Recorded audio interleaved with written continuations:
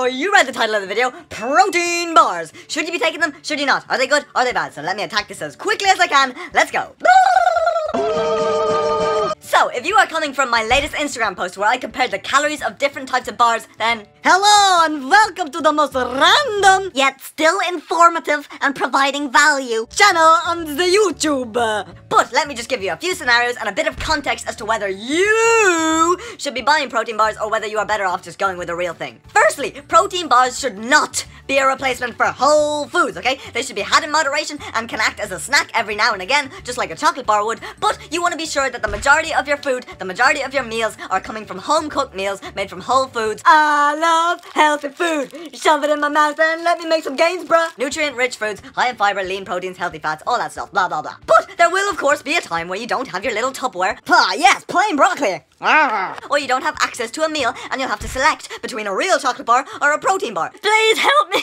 I don't know which one to pick. All I want to do is make some gains. So which one should you choose? Here we go. So, let me bring you back to the nutritional pyramid of priorities when it comes to dieting, okay? As you can see, on the bottom, we have calories, which is by far the main factor determining your body composition, whether you gain weight or whether you lose weight. So, if your goal is to lose weight, you want to be sure that you are in a calorie deficit, eating less than you burn. If you want to gain weight, then you need to be in a calorie surplus, eating more than you burn. So, as you will have seen from my picture, I compared the calories from a GRENDE protein bar, one of the leading protein bars on the market, to a simple curly-whirly chocolate bar. And you were probably shocked to see that the GRENDE protein bar came in at 220 calories, whereas the Curly Whirly bar was 118 calories, so this was nearly double a chocolate bar. Okay, bro, but what does that mean for me? This means that if you are primarily concerned about creating a calorie deficit and are not concerned about any macronutrient breakdown, then the Curly Whirly bar is actually a better option because it has less calories and will help you in creating a calorie deficit in order to lose weight. If, however, you wanted to gain weight, then the protein bar may actually help you because it is nearly double that of the chocolate bar. So if your goal was to eat in a surplus to gain weight, then the protein bar may actually help you in doing so. Now, once again, this is me just being a fucking idiot and comparing these bars based off their calorie content only and their impact on body composition. But you are right in saying that we need to take a more holistic, a whole new world, dazzling place I never knew approach to looking at these bars and at the impact they are going to have on overall health, not just body composition. So, let's move up this pyramid of priorities and start comparing these two bars in terms of macronutrient composition, okay? The GRENDE protein bar, 8 grams of fat, 14 grams of carbohydrates, of which sugar's 1.5, so very low in sugar. Then 11 grams of polios, which will make you fart. Some viewers may find the following video disturbing. Viewer discretion is advised.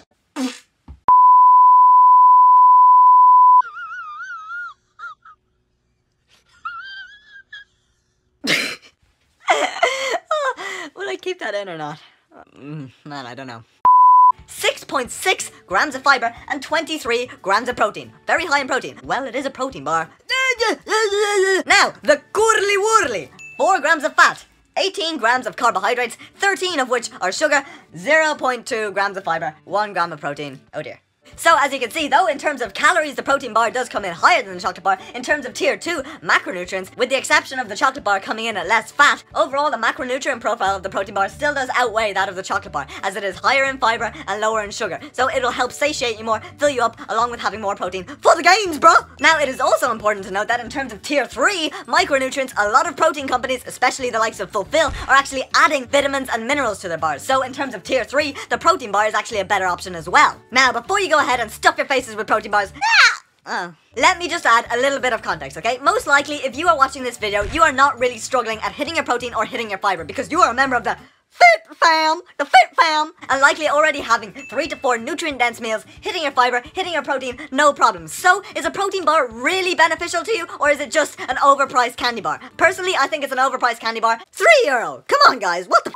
Because I easily hit my protein, I easily hit my fiber, I eat healthy throughout the day, so when it comes to snacks, I don't want to be picking the highest calorie option. I want it to taste good and I want it to satisfy my cravings, and if you look at it, I could actually fit in 2 Curly Whirly bars for the same calorie allotment as the GRENDE protein bar. So in my case, seeing as I easily hit protein and fiber and that my overall diet is already 90+% clean, the Curly Whirly is a much better option for me personally. But we have to remember that I am part of that fitfam, and that not everyone tracks their macros and not everyone weighs out their foods and eats healthy. So for the majority of people who don't track their macros, the Moiras, go on Moira, and the Marys, go on Mary, up the dubs! The Moiras and the Marys who haven't got a clue about nutrition, their diet is likely already comprised of refined carbohydrates. It's very low in protein and it's very low in fiber. So in their case, the GRENDE protein bar, even though it is higher in calories, will be a better option because it'll help satiate them and keep them full so they will avoid overeating, and then it'll also leave them with a superior macro composition for the end of the day because they will have more fiber and more protein instead of having selected the curly whirly and only having more sugars and refined carbohydrates and less protein on top of their already rubbish diet. But you could then also argue that if Moira and Mary's goals were to lose weight, then the curly whirly would be a better option because it's lower in calories and would make it easier for them to create a calorie deficit and lose weight. So which one do I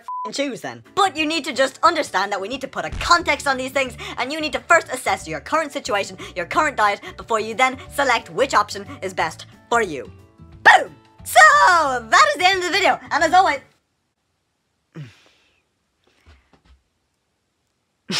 As always, please subscribe to the channel, like the video, share the video on all your social media pages, and comment down below what you have to say about protein bars. Do you like them? Do you not? So, I'll see you all in the next video. See you later. Just saying.